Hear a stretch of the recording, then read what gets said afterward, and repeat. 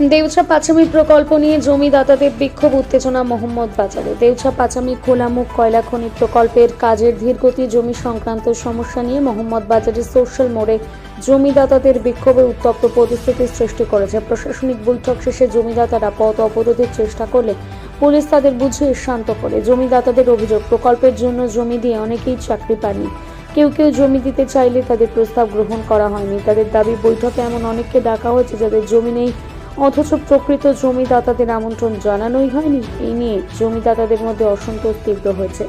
মুখ্যমন্ত্রীর নির্দেশে রাজ্যের মুখ্য সচিব মনোজ পন্ত, রাজ্য পুলিশের ডিজি রাজীব কুমার সহ শীর্ষ প্রশাসনিক আধিকারিকেরা মোহাম্মদ বাজার বৈঠক করেন। বৈঠকে জমি অধিগ্রহণ, ক্ষতিপূরণ বিতরণ এবং কাজের অগ্রগতি নিয়ে আলোচনা করা হয়। দিয়েছি 2021-এ জমা দিয়েছি, আমাদেরকে বললে চাকরি হবে। জমা দিয়েছি আমরা, আমাদের ওখানে আবদারপুর পার হয়ে গেল, ব্লক পার হয়ে গেল, আমাদের অঞ্চলে এলো, হিয়ারিং হয়ে গেল, নিয়ে এখন যাচ্ছি আবদারপুর, আমাদেরকে ঘুরিয়ে দিচ্ছে, বলছে তোমাদের 16 আনা মেল নেই, হবে না। 16 আনা মেল করে আনো, বিয়ালরের কাছে যাচ্ছি, বিয়ালর বলছে হবে না, সবাইকে নিয়ে এসো শরিকানা তবেই হবে। আমাদের ম্যাপ করতে বললো, ম্যাপও করলাম, ম্যাপও জমা দিলাম, বিয়ালর বলছে হয়ে যাবে, কিন্তু আমাকে এখনও চাকরি দিচ্ছে না, 4 বছর হলো। কিন্তু প্রশাসনিকভাবে তো বলা হচ্ছে যে 16 আনা বিল করিয়ে দেওয়া হচ্ছে, না করছে না তো। আজকে তো প্রশাসনিক বৈঠক হলো ব্লক অফিসে, মুখ্য সচিব এসেছিলেন, এরপরে আপনারা কতটা আশাবাদী, আপনাদের কাজ হবে? বুঝতে পারছেন এখনো তো। আপনার কোন এলাকায় জমি রয়েছে? আমাদের আলীনগর 1229 দাগে। আপনার নাম? রেহানা বিবি। হ্যাঁ, রেহানা বিবি। আমার বাড়ি? স্বামী নাই, আমার চাকরির লেগে আমি বসে আছি 4 বছর থেকে। কে চাকরি করবে আপনার? ছেলে আছে, মেয়ে আছে। বাড়ি? বাড়ি দেউচা। দেখেন, আমরা যখন কালকে রাতে একটা ভিডিও বার্তা পেয়েছিলাম, মানে ফেসবুক সোশ্যাল মিডিয়ার দ্বারাই, মাননীয় মুখ্যমন্ত্রী বীরভূম জেলা প্রশাসনকে জানাচ্ছেন যে আপনারা ওইখানে খাপছাড়া করে জমি নিচ্ছেন কেন। যে অভিযোগটা আমরা দীর্ঘ 2 বছর ধরে জেলা প্রশাসনের কাছে বারবার জানিয়ে এসেছি, কিন্তু এর সুরাহা কিছু পাইনি। আমরা 24/12/2024 তারিখে 3500 জমিদাতার মধ্যে প্রায় 1500 জমিদাতা একটা স্মারকলিপি জমা দিয়েছি বীরভূম প্রশাসনের প্রত্যেকটি ঊর্ধ্বতম কর্তৃপক্ষের কাছে।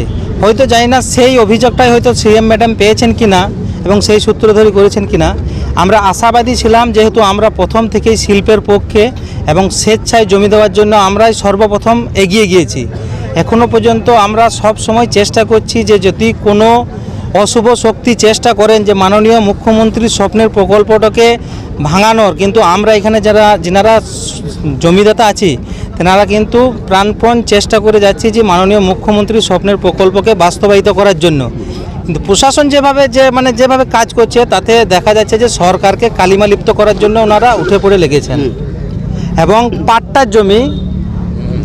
পাট্টার জমিতে অনেকে আছে, এবং বর্গার বর্গার যিনি মালিক তিনি চাকরি পেয়ে গিয়েছেন, টাকা পেয়ে গিয়েছেন, কিন্তু বর্গাদার এখনও দীর্ঘ 2 বছর ধরে যাবৎ বঞ্চিত হয়ে আছেন। না উনি টাকা পেয়েছেন, না চাকরির অ্যাপয়েন্টমেন্ট লেটার পেয়েছেন। ফর্ম নম্বর 1416 বর্গাদারের, অথচ 47 ফর্ম নম্বর চাকরি করছে। কত লট পর্যন্ত এই চাকরি দেওয়ার কাজ হওয়ার পর বন্ধ রয়েছে? আপনার 13 নম্বর লট পর্যন্ত আপনার সুস্থভাবে কাজ হয়েছে, 11 নম্বর লট পর্যন্ত। মাননীয় মুখ্যমন্ত্রী এই প্রকল্পটা যখন ঘোষণা করেন তখন 2টি ফেজে ভাগ করেছিলেন, দেওয়ানগঞ্জ হরিণসিংহা এবং দেউচা পাচামি।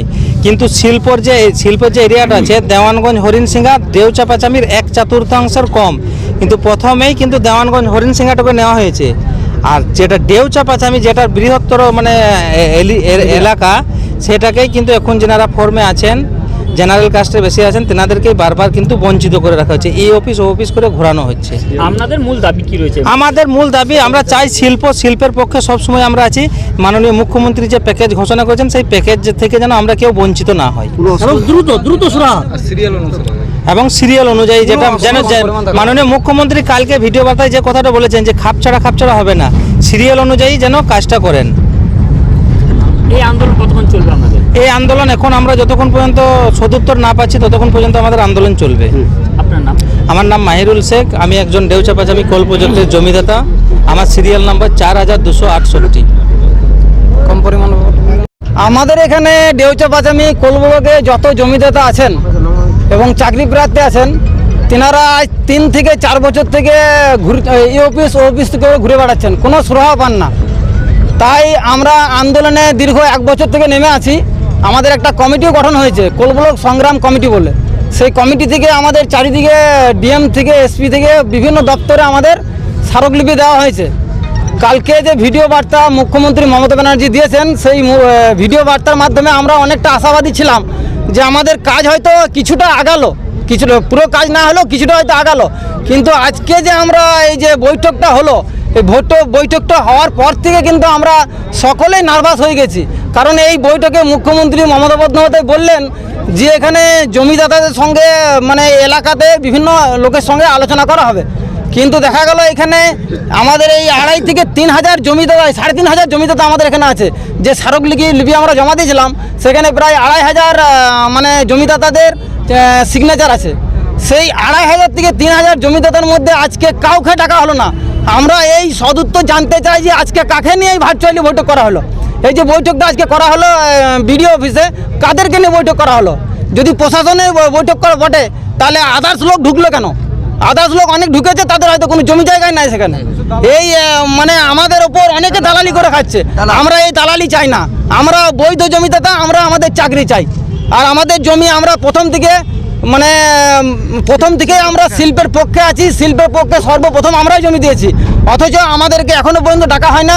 আমাদেরকে চাকরির জন্য এই অফিস ও অফিস করে ঘোরানো হচ্ছে, বিভিন্ন রকম ডিসপুট দেখাচ্ছে। 1 থেকে 11 লট পর্যন্ত কোনো ডিসপুট ছিল না। 11 লটের পর থেকে বিভিন্ন ধরনের ডিসপুট এই অফিসিয়ালি থেকে আরম্ভ করে দিয়েছে। কাউকে বলা হচ্ছে কম পরিমাণ জমি তাদেরকে এখন চাকরি দেওয়া যাবে না, কাউকে সম্পর্কের লিঙ্কেজ দেখিয়ে ফেলে রাখা হচ্ছে। কাউরের যে সম্পর্কের লিঙ্কেজ ফেল আছে, জমি যখন নিয়েছিল জমা দেওয়া হয়েছিল তখন পর্যন্ত কাউকে কিছু বলা হয়নি। 3 বছর 4 বছর পর এখন তাদেরকে যখন খবর নিতে যেছে তখন বলছে আপনার লিঙ্কেজ ফেলে। এতদিন কি অফিসিয়ালরা ঘুমাচ্ছিল? অফিসাররা কি ঘুমাচ্ছিল? তার দেখেনি এখন মানুষকে শুধু মানুষকে ঘোরানো হচ্ছে, মানুষকে মানে চাপে ফেলা হচ্ছে আর চাপ সৃষ্টি করে মানুষের ওপর করা হচ্ছে। যেমন 800 নম্বর ফর্ম, 1100 নম্বর ফর্ম, 1000 নম্বর ফর্ম, এরা এখনো চাকরি পায়নি, অথচ 4700 সিরিয়াল নম্বর ফর্মে চাকরি করছে। আমরা এটা দেখতে পাচ্ছি, প্রমাণ আমাদের হাতে আছে। তাছাড়া এই 1 গুন্ডা জায়গা, 2 গুন্ডা জায়গা, 5 গুন্ডা জায়গাতে বলছে চাকরি হবে না। এর আগে 2 শতক জায়গা মানে 20 গুন্ডা জায়গায় 18 জনকে চাকরি দিয়েছে, আমাদের কাছে প্রমাণ আছে। বিভিন্ন রকমভাবে তারা এই আমাদের এই কোল ব্লক এরিয়াটাকে মানে খিচড়ি ঘাটা করে দিয়েছে। সমস্ত তথ্য প্রমাণ আমাদের হাতে আছে, যে কোনো মুহূর্তে আমরা এই প্রমাণ দেখাতে রাজি আছি। আজকে আপনাদের এই আলোচনার মাধ্যমে কি সিদ্ধান্ত হচ্ছে? আলোচনার মাধ্যমে সিদ্ধান্ত হচ্ছে এই 10 দিনের মধ্যে আমরা যদি এই জমিদাতার কোনো সুরাহা না পাই, আমরা 10 দিন পরে আমরা এই রোডের মধ্যে বসে 72 ঘন্টা অনশনে ডাক দেবো। সবাই রাজি আছেন তো? আমরা 72 ঘন্টা অনশন করবো এই রোডের মাঝে বসে। আজকে রোড জাম করতে হয়েছিল, আমাদের নিষেধ করার জন্য কেউ যায়নি। আমরা এই রোড জাম করার বিপক্ষে, আমরা কখনো পক্ষে নয়। কিন্তু আমাদের সুরাহ যদি না হয়, আমাদের এরিয়ায় চাকরি হবে, এই শিল্প হবে, অথচ আমাদের চোখের আঙুল দেখিয়ে চোখটা বন্ধ করে তারা চাকরি অন্যজনকে দেবে, আমরা মানবো না। আমরা কিন্তু 72 ঘন্টা অনশনে বসবো এই রোডের মাঝখানে। আপনার নাম? আমার নাম সৈয়দ আফসার আলী, আমার ফর্ম নম্বর হলো 3586। আমি একজন চাকরি প্রার্থী প্লাস নিজেই জমিদাতা। এই আলীনগর মৌজাতে আমাদের জমি আছে। আলীনগর মৌজা 16 তো আশাবাদী হচ্ছেন যে আপনাদের কাজ এবার এগোবে বা আপনাদের যে কাজগুলো পড়ে রয়েছে সেগুলো তাড়াতাড়ি হবে বলে মনে করছেন? আমরা আশাবাদী হয়তো এদের আসার আগে ছিলাম, ঊর্ধ্বতন কর্তৃপক্ষ আসার আগে আমরা একটু আশাবাদী ছিলাম। সিএম স্যারের কথা অনুযায়ী আমরা একটা আশা পেয়েছিলাম। কিন্তু আজকে যা দেখলাম আমরা একটা বিরাট ভালো চিন্তার মধ্যে ছিলাম। যেমন মুখ্য সচিব এবং রাজ্যের ডিজি আসছেন, নিশ্চয়ই আমাদেরকে হয়তো কোনো 2-4 জন প্রতিনিধি ডেকে আমাদের সমস্যার কথাগুলো জানবেন। কিন্তু আমরা সারা দিনের শেষে দেখলাম যে কিছুই নয়, কিছু ভুয়ো জমিদাতা এবং চাকরি প্রার্থীকে দেখিয়ে তারা একটা মিটিং করে এখান থেকে বিদায় নিয়ে চলে গেল। এখন আমরা ভাবছি যে আমাদের এই যে কর্মসূচি, আমরা এই কর্মসূচিকে দীর্ঘায়িত করতে চাই। তার কারণ সিএম ম্যাডাম, আমরা প্রতি মুহূর্তেই ছিলাম শিল্পের পক্ষে, আজও আছি। আমরা চেয়েছিলাম বৈধ জমিদারদের চাকরি হোক এবং সরকার শিল্প খুলুক। আজও আমরা চাইছি শিল্প হোক, কিন্তু চাকরি হোক বৈধ জমিদারদের। কিছু অবৈধ জমিদারদেরকে নিয়ে যেভাবে প্রশাসনিক দিক থেকে টালবাহানা করে আজ দীর্ঘ 2 বছর কোনো নিয়োগ নেই, কোনো জমি রেজিস্ট্রি হয়নি। আমরা চেয়েছিলাম যে আমাদের স্বচ্ছতার সঙ্গে আমাদেরকে মানবিকভাবে দেখা হোক। সিএম স্যারের যে মানবিক প্যাকেজ ঘোষণা করেছেন, সেই মানবিক প্যাকেজের আওতায় যত জমিদাতা আছে তাদেরকে বৈধভাবে চাকরি দেওয়া হোক। তো পক্ষান্তরে আজকে যে মুখ্য সচিব এবং আপনার ডিজি এসেছিলেন, সেই আশার আমরা একটা আশায় বুক বেঁধেছিলাম যে যা হোক সিএম স্যার যখন একটা সাংগঠনিক পাঠিয়েছে ডিপিডিএইচ কোলবুক নিয়ে যদি কথা হয়, তো আমরা যে দীর্ঘদিন একটা আন্দোলন করছি বৈধ জমিদাতা নিয়ে এবং ভালো প্রসেসের দিকে আমরা এগিয়ে যাচ্ছিলাম, যে শিল্প একান্ত প্রয়োজন এবং চাকরিটাও বিশেষ প্রয়োজন। তো কিন্তু দেখলাম পক্ষান্তরে কিছু অন্যান্য যারা জমিদাতাই নয়, চাকরি প্রার্থী নয়, তাদেরকে নিয়ে বিডিও অফিসে একটা বৈঠক হলো, সেখানে আমাদেরকে কাউকেই ডাকা হলো না। আমরা দীর্ঘ 1 বছর এই সমস্ত জমিদাতাদেরকে নিয়ে আটকে আছি যে তোমরা কোনো গণ্ডগোল করবে না, আমরা প্রশাসনিক দিকের সমস্ত কাজ তদারকি করছি যাতে তোমাদের চাকরি হয়, যাতে তোমরা তোমাদের যে মানে প্যাকেজ সেটা পেতে পারো। কিন্তু আজ দেখলাম যে সেটা পুরো একবারেই লোকাল প্রশাসন, আমাদের লোকাল প্রশাসন এই জিনিসটাকে আজকে ব্যাকে নিয়ে চলে গেল। তাই আমরা দীর্ঘতর আন্দোলনের পথে আগানোর জন্য একটা প্রচেষ্টা আজকে থেকেই নিতে শুরু করেছি। আমাদের 10 দিনের মধ্যে যদি এই আমাদের ডিপিডিএইচ কোলব্লক সংগ্রাম কমিটির পক্ষ থেকে বলছি যে সামনের 10 দিনের মধ্যে যদি আমরা আমাদের কাজের এবং বৈধ জমিদাতাদের কোনো সঠিক সুরাহা না করতে পারে বীরভূম প্রশাসন, তাহলে আমরা 72 ঘন্টা অনশনে বসবো। 72 ঘন্টা আমরা এই আন্দোলন চালিয়ে যাবো একটানা। আজকে আমরা কর্মসূচি তৈরি করলাম। আমাদেরকে যে ব্রাত্য রাখা হলো, মানে নবান্ন থেকে যে সমস্ত ঊর্ধ্বতন কর্তৃপক্ষকে পাঠিয়েছিল, তারা যে আমাদেরকে কোনোভাবেই ডাকলো না। আমরা দীর্ঘ 1 বছর ধরে একটা আন্দোলনের মাথায় আছি। আমরা এই প্রায় 3500 জমিদাতাকে কি উত্তর দেব? আমরা কি করেছি সেটা তো আমাদের কাছ থেকে জানতে চাইছে। আমরা তাদেরকে আটকে রেখেছি, তারা অনেকভাবেই তারা এই দিক থেকে বঞ্চিত আছে। আমরা বলেছি তোমরা বঞ্চিত একটাও থাকবে না। আমাদের মাননীয় সিএম খুব জনদরদী নেত্রী, তিনি তার প্যাকেজেই ঘোষণা করেছেন, কিন্তু এইখানকার যে প্রশাসনিক আবহাওয়া দেখছি তাতে আমাদের মনে হয় যে আমাদের সংগ্রামের মধ্যে দিয়ে আমাদের অধিকার অর্জন করতে হবে। কোন কোন এলাকার জমিদাতারা এখানে আজকে উপস্থিত হয়েছে? আজকে টোটাল 10টা মৌজারই জমিদাতা এখানে আছে।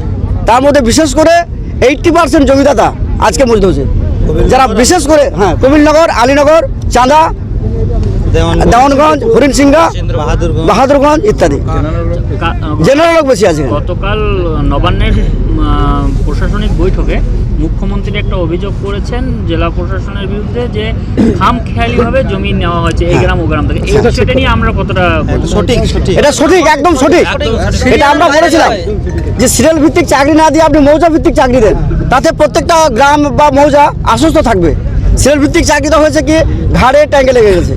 প্রকৃতপক্ষে যেখানে শিল্প হবে সেখানে জায়গা নেই, নিচ্ছে না বা জায়গা নেই, তাদেরকে ব্রাত্য রাখা হয়েছে। আরেকটা অভিযোগ আপনারা তুলছেন, যেটা যাদের জমি রয়েছে তারা পাচ্ছেন এবং মৃত ব্যক্তিদের, যাদের জমি রয়েছে মৃত ব্যক্তি দেখিয়ে তার অন্য লোককে চাকরি দেওয়া হচ্ছে। হ্যাঁ, এটাও সঠিক। কবিলনগর মৌজায় 2116 নম্বরের একজন ভূমির মালিক, তিনি জীবিত আছেন, এখনো জীবিত, কিন্তু তাকে মৃত ঘোষণা করে তার সম্পত্তি মানে অন্যের নামে রেকর্ড করিয়ে তারা চাকরির প্রসেসের মধ্যে আছে। অন্যের ওয়ারিশ ভেঙে এই বিষয়ে প্রশাসনকে জানানো হয়েছে? অবশ্যই জানিয়েছি আমরা। প্রশাসন তো এটা নির্বিকার, এই প্রশ্নের উত্তর কিন্তু প্রশাসন দিচ্ছে না আজও পর্যন্ত। আপনার নাম? আমার নাম মিনাজউদ্দিন বিমান। আপনার কোন এলাকার জমি রয়েছে? আমার রয়েছে আলীনগর মৌজা, জেল নাম্বার 23।